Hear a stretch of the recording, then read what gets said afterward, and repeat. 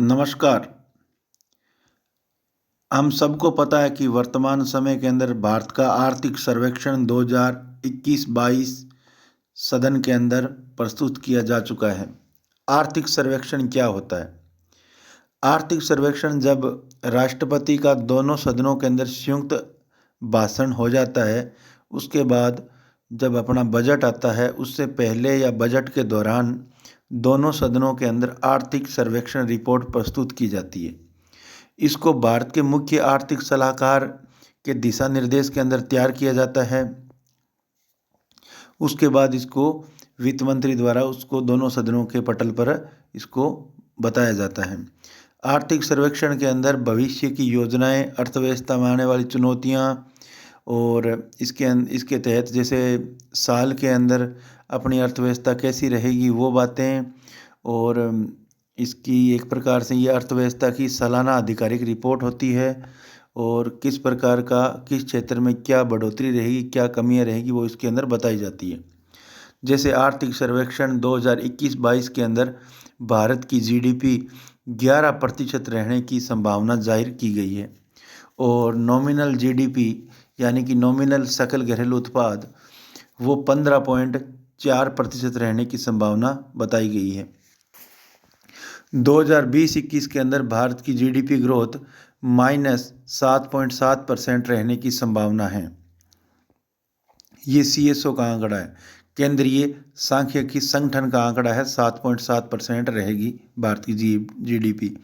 हाल ही के दिनों के अंदर अंतर्राष्ट्रीय मुद्रा कोष जिसका मुख्यालय अमेरिका के अंदर है, अंतर्राष्ट्रीय मुद्रा कोष के अंदर वर्तमान में 190 देश है। ये ध्यान रखना, 190 देश है।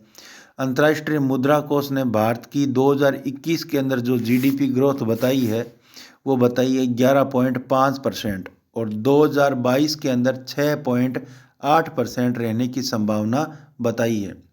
हाल ही के दिनों में भारत ने विश्व बैंक के साथ हरियाणा, हिमाचल, केरल, मध्य प्रदेश, महाराष्ट्र, उड़ीसा और राजस्थान विश्व बैंक के साथ एक समझौता किया है। उसके तहत भारत के हिमाचल, केरल, मध्य प्रदेश, महाराष्ट्र, उड़ीसा और राजस्थान के स्कूलों की शिक्षा की गुणवत्ता और प्रशासन में सुधार करने के लिए ये समझौता हुआ है। ये लगभग 500 मिलियन अमेरिकी डॉलर का समझौता है जो विश्व बैंक के साथ भारत शिक्षा के इस प्रकार के समझौते 1994 से कर रहा है। उसी की कड़ी में ये नया समझौता हुआ है 500 मिलियन अमेरिकी डॉलर का। राष्ट्रीय ई विधान परियोजना है विधानसभा का जितना भी कामकाज है वो इलेक्ट्रॉनिक्स तरीके से हो, यानी कि पेपरलेस विधानसभा बनाना। राष्ट्रीय ई विधानसभा परियोजना में पेपरलेस विधानसभा या ई विधानसभा होने वाली पहली विधानसभा थी हिमाचल की। उच्च माध्यमिक विद्यालयों के अंदर राजस्थान के अंदर जो उच्च माध्यमिक विद्यालय है उनके अंदर गांधी दर्शन कॉर्नर शुरू किया जाएगा। कॉलेजों के अंदर तो पहले से ही शुरू है, अब हाई स्कूलों के अंदर भी गांधी जी के बारे में अध्ययन किया जा सकता है। एक अलग तरीके से गांधी दर्शन कॉर्नर बनेगा। आयुष्मान भारत महात्मा गांधी राजस्थान स्वास्थ्य बीमा योजना।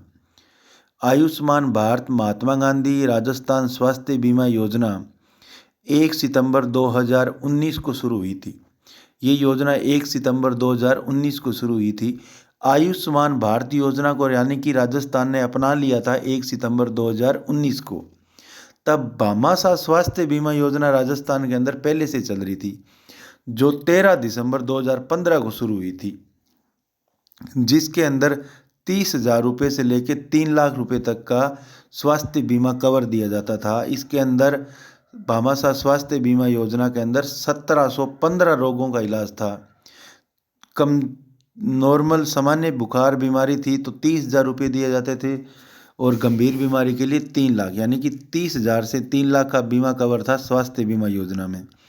और उसके अंदर क्या था, हॉस्पिटल जाने से 7 दिन पहले का खर्चा, हॉस्पिटल का टोटल खर्चा और हॉस्पिटल के डिस्चार्ज होने के 15 दिन बाद का खर्चा भामाशाह स्वास्थ्य बीमा योजना में दिया जाता था। अब जैसे ही भारत की आयुष्मान भारत योजना को राजस्थान में अपनाया गया है 1 सितंबर 2019 को, तो इसके अंदर अब जो नई पॉलिसी ये है कि अब राजस्थान का कोई व्यक्ति यदि बीमार होता है तो उसको लगभग 50,000 तो सामान्य बीमारी पर और गंभीर बीमारी पर 5 लाख रुपए दिए जाएंगे। इस प्रकार 1,10,00,000 परिवार हो जाएंगे राजस्थान के। अब इस योजना में 1,10,00,000 परिवार आएंगे और इस योजना में हॉस्पिटल से 5 दिन पहले का खर्चा और हॉस्पिटल के बाद 15 दिन का खर्चा इसके अंदर ऐड किया गया है। अब इसका नया चरण शुरू किया गया है। आज ही के दिन 30 जनवरी को शहीद दिवस पर महात्मा गांधी जी की पुण्यतिथि पर आयुष्मान भारत महात्मा गांधी राजस्थान स्वास्थ्य बीमा योजना पर कुछ सुधार किए गए हैं। उसके तहत अब इसमें जो बीमा राशि है जो कि 3.5 लाख रुपए की थी पहले, उसको बढ़ाकर अब प्रत्येक परिवार के लिए कितना रुपए कर दिया गया? 5 लाख रुपए। ये 5 लाख रुपए एक परिवार को मिलेंगे। आयुष्मान भारत महात्मा गांधी स्वास्थ्य बीमा योजना या आयुष्मान भारत योजना में जो बीमा कवर मिलता है वो पूरे परिवार का 5 लाख रुपए का होता है। 1 साल का 5 लाख रुपए का होता है।